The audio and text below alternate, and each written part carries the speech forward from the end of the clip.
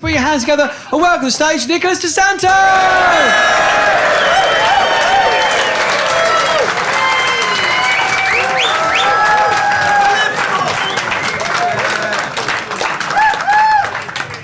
Thanks very much. Good to be back.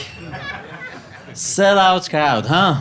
Whenever we have a sellout crowd, I'd like to think that I had something to do with it as well. But then just before the show, this guy comes up to me and says, "Oh, you're on tonight as well? What a pleasant surprise." And I thought, what a pleasant passive-aggressive compliment. Right. You're right? I don't have time for audience interaction.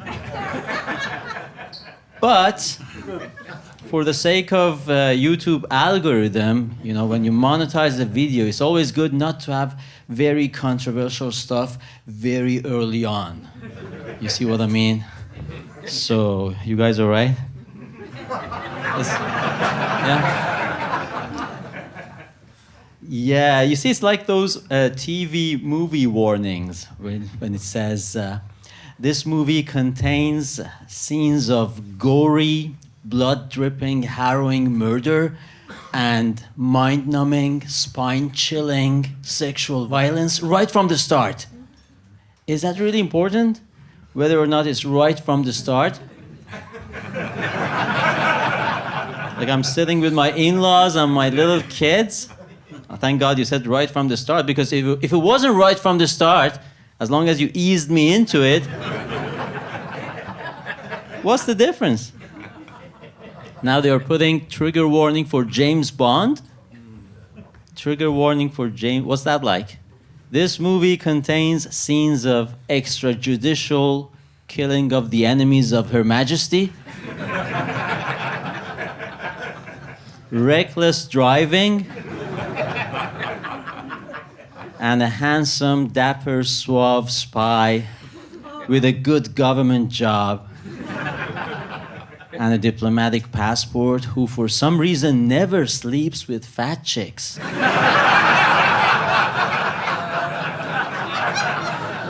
Yeah, I get that. That can be triggering. President Trump is in trouble. Just last night in Sharm el-Sheikh, he called the Italian Prime Minister, Giorgia Meloni, beautiful. Can you imagine that? That's a problem now. President Trump, in front of 34 other world leaders. So this is an accomplished, successful prime minister of one of the 7 industrialized nations of the world, Giorgia Meloni, and Trump turns around and on live camera in front of 34 other world leaders calls her a young, beautiful woman. And he doesn't realize how offensive this is to ugly women.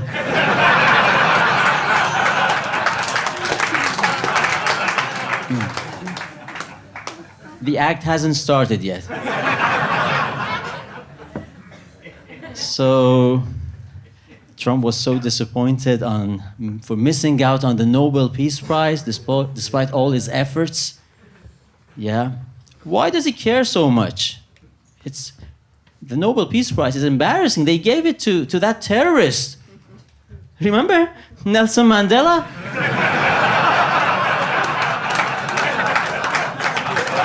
Some of you are old enough to remember. He was a terrorist. You want to share the podium with that guy?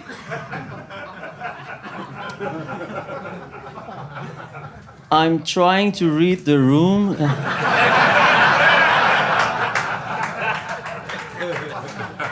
Do you guys like Latin? Romans said, "Nomen est omen." Your name is your destiny. Nomen est omen. And there was this attack on a Manchester synagogue, and the police said the terrorist name was Jihad Ashami.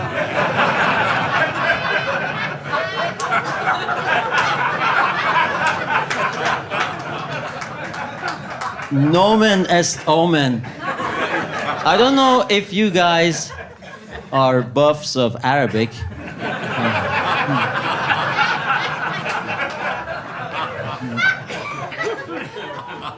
But jihad means jihad in Arabic. And Ashami means I can't believe they are giving me a British passport.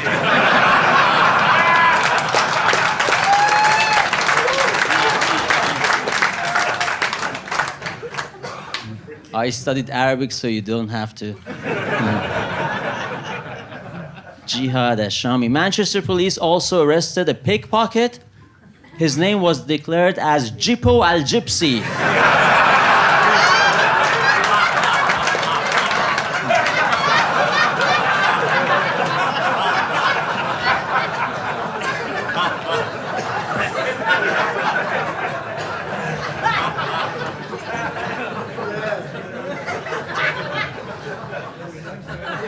They also arrested a public nuisance on a train. Her name was declared as Latifa. I shout into my phone.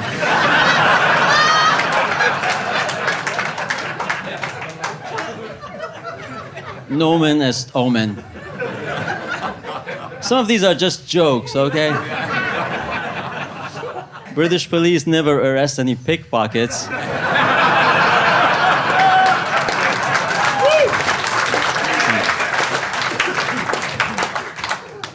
Do you guys like topical comedy?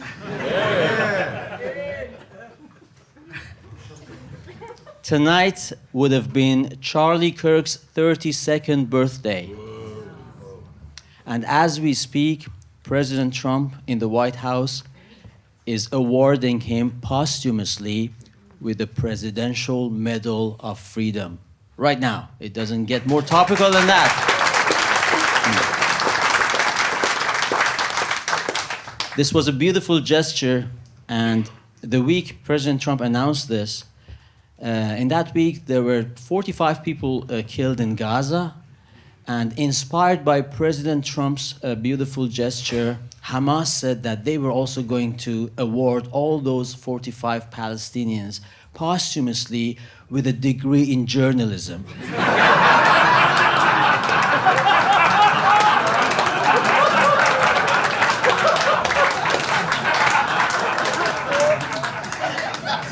They're all journalists, right? Children and journalists.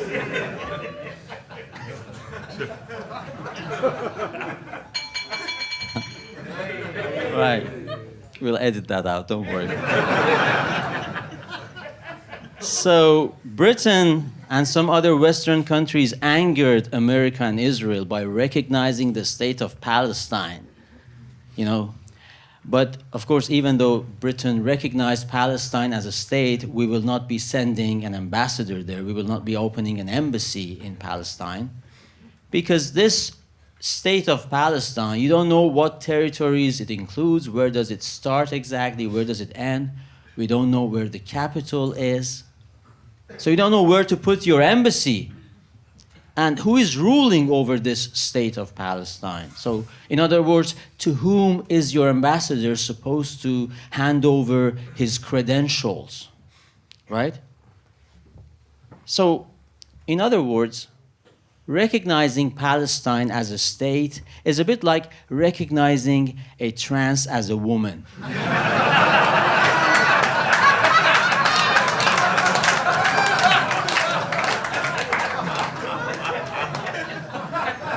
Recognizing Palestine as a state is a bit like recognizing a trans as a woman.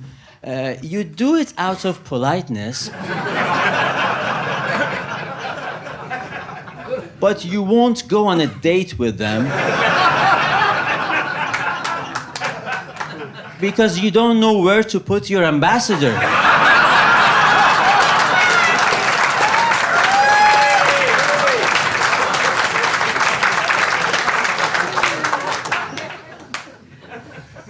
Right? I thought I needed a penis joke in my repertoire. And that's the most sophisticated geopolitical penis joke you've ever heard. Yeah, back to Britain. The police in Surrey, they carried out this operation where female police officers would pose as joggers, right? They would be running as joggers with skimpy, tight-fitting outfits, secretly chased by male officers. And as soon as any man would wolf whistle or cat call them, the male officers would promptly proceed to arrest them.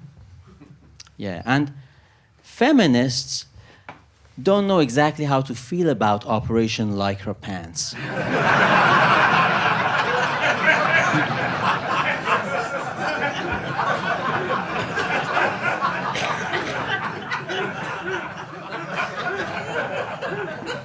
Because feminists are suspicious that in order for the operation to work well and to maximize the number of arrests, Surrey police force is discriminating in favor of those female officers with more pronounced camel toes.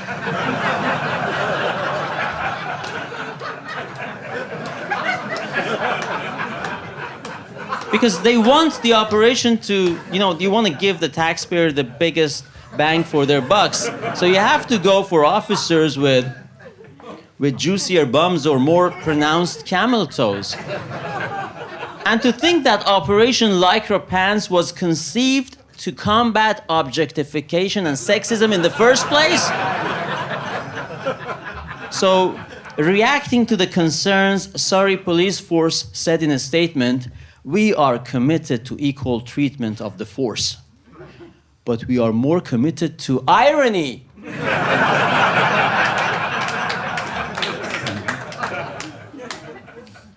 I think that's my time. You've been a great crowd, but let's hear it. Oh, thank you. I'll be back. Thank you.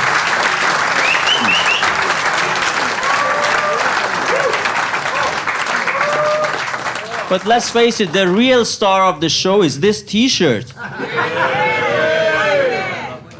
Check this out on my merch shop. The link will be in the description of this video. You have the 4 Italian medieval maritime republics, the 4 crusader states, which protected the Mediterranean waters and Europe against bogus asylum seekers.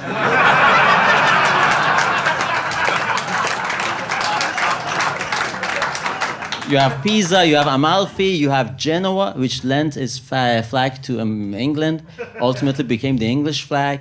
You have the Lion of St. Mark. It doesn't get more glorious than that, right? This is the Lion of St. Mark of Venice, unless you are Jewish. In that case, this is the Lion of Yehuda. And if you are Indian, it's a cow. Ladies and gentlemen, you have been wonderful. I have been very accurate. Thank you.